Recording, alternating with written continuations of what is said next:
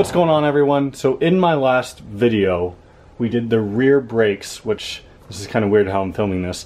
We did the rear brakes on my 2003 Saab 9.3. You can see the old ones are still on there. I'm about to do those right now actually, but in this video we're going to be doing the Aero conversion on the front brakes. So these are the standard front brakes that came on the 9.3s, but on the Aero, when they introduced the V6, they went ahead and put some bigger brakes on it. So there's kind of a crappy view of the caliper right there, but you can see much bigger than what's on the car right now. So today we're going to be installing these calipers.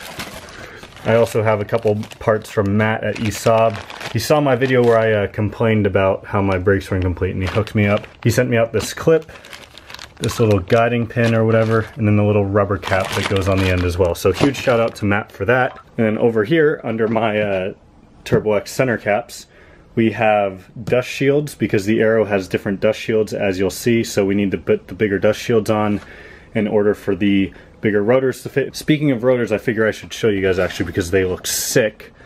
Just, you know, gently put that down there. We have our genuine Saab. These are for the Brembo kit that they have, slotted rotors. These are 315 millimeter.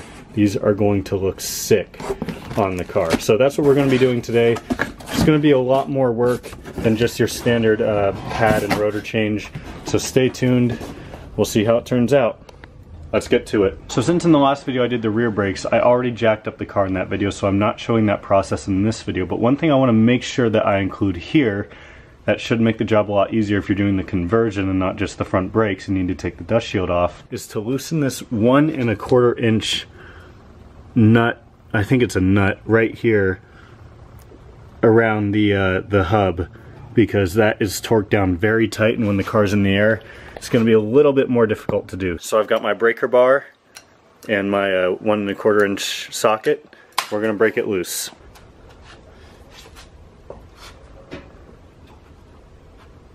You can see what I mean when I say it's on there tight. I got the other one off fairly easily, but a little trick I saw in a video is to jack this up and that'll loosen it. So I'm going to try that strategy because apparently I'm not strong enough. Even though I did it fine on the other side, but you know, when I have to record it, it doesn't work.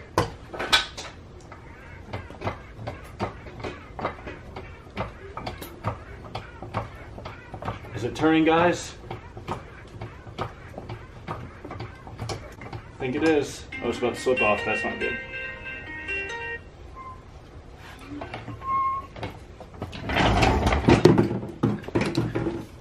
Oh yeah, that actually broke it loose. First things first, gotta get this clip off. So camera decided to die right before I got the clip out, but that was definitely a little bit more difficult unless I was doing it completely wrong. But now let's take out these 2 pins back here so that way we can take the caliper off the bracket.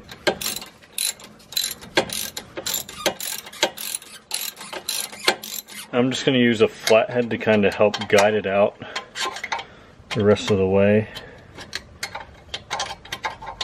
or at least push it out a little bit more until I can reach it with my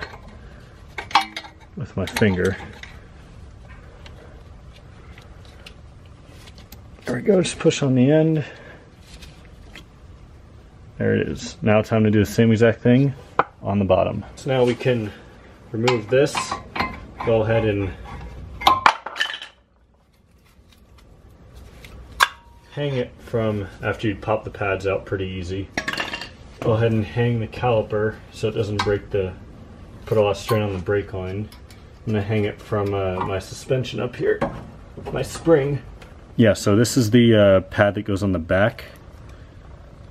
There's just about nothing on that. Explains why it was grinding. Front one, obviously, you know, had some life on it, but it was definitely time to replace that one as well. So now we're going to take this caliper bracket off. You can see there's one right there. They're E20 sockets. There's also one right down there. These I've been soaking in WD-40, so hopefully they're not too bad to get off, but this one might be, this is going to be a little tough. Similar to what I did to break the hub bolt, or nut loose, whatever you want to call it, I'm going to use the jack here. This might actually save me a lot of effort. Not gonna lie guys, started to lose a little bit of faith in the jack method, but in the end, ended up working. Can't believe I have not even thought about using that before. Till now. So there's our first bracket bolt. Now we got to do the lower one.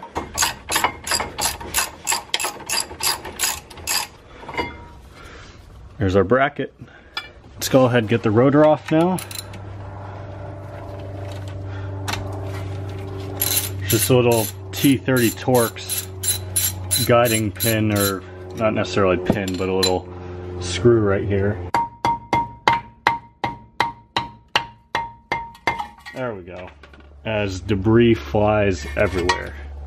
Next thing we're going to do is remove this nut that's on the hub here. I'm going to put a screwdriver in there so that way it doesn't turn when I try and loosen this.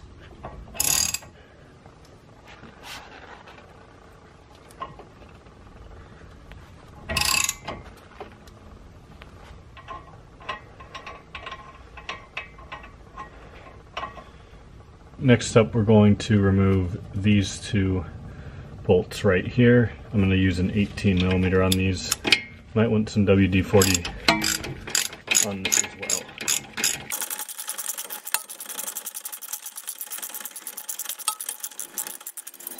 There's a washer on here too.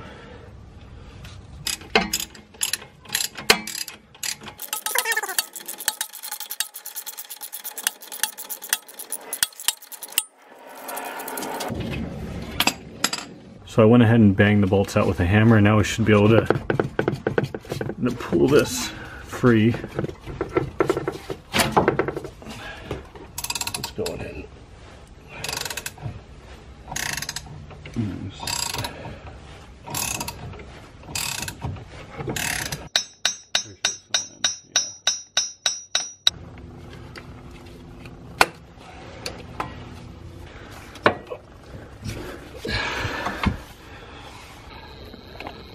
All for this stupid backing plate. Come on, there we go. Nice. And on the other side with the bottom disconnected. A while ago. Oh, put you to the car. I have no idea.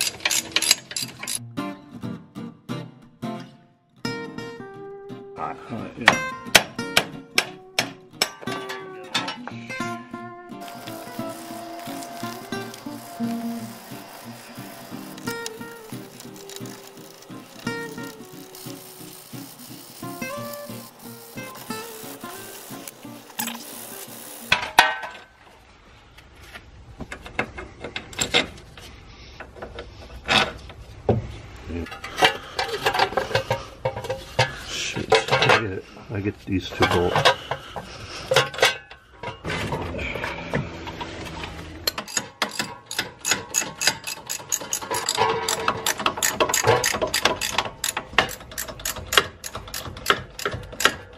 There we go. Okay. Now it's straight.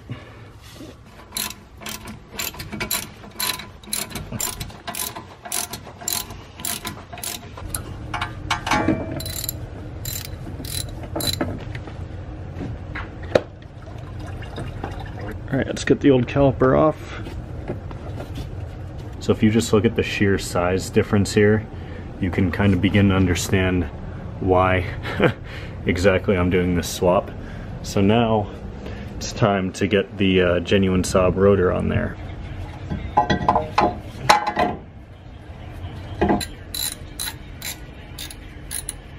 Now for the caliper bracket.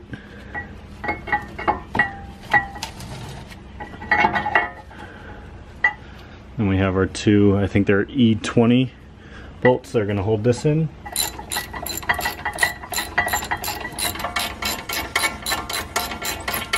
So now, similar to like we did on the rear brakes, I'm going to put some of this caliper lube right in here, and then the same on the back side, so it can slide a little bit easier.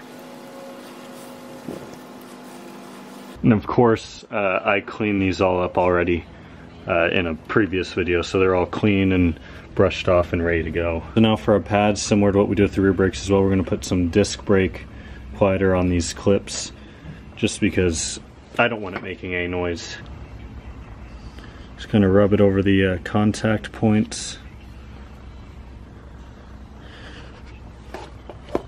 And we'll do the same for the pad that goes on the front.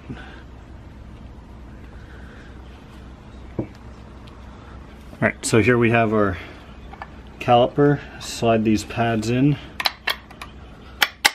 There we go. Now the back one is the one with the bigger clips. I put a little B on it, as you can see.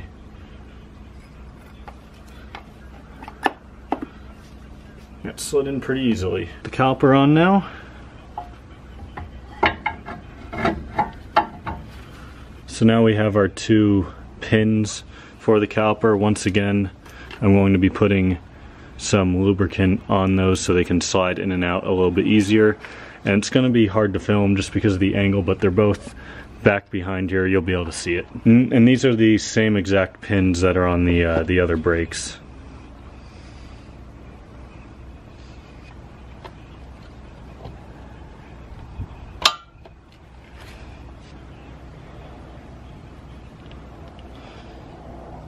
Let's get the other one.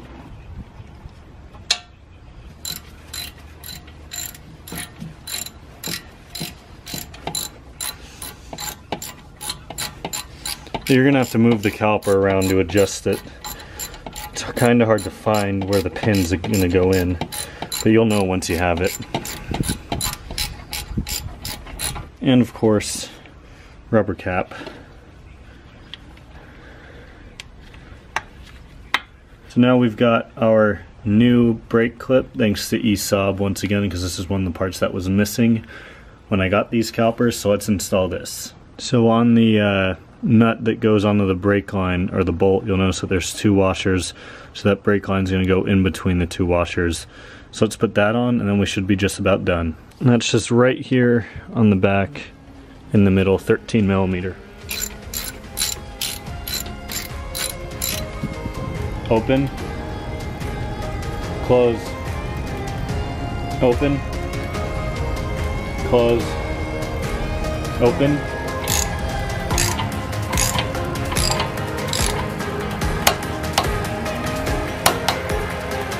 Brakes are all done. I'm going to play a little bit of B-roll right now so you guys can see just how good they look.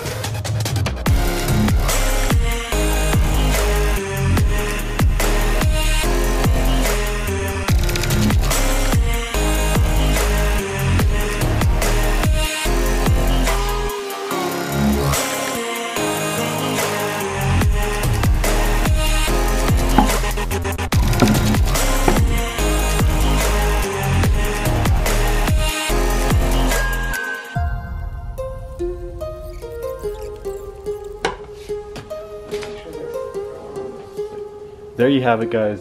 That's the Aero brake upgrade on my 2.0 9.3, and let me tell you, it has made a huge difference. Now I want to go ahead and talk to you guys about a handful of things right now that have just come up over the couple of days since I've done this install and I've kind of posted about. The first one being something I heard from Genuine Saab. Now these rotors on the car are from Genuine Saab, and they are for their Brembo kit, which means that the rotors are slightly different than the rotors that would normally be on this car, and I can't really get an angle in there. So basically the simplest way to explain it is the stock rotor is a little bit wider, kind of like where my fingers would be.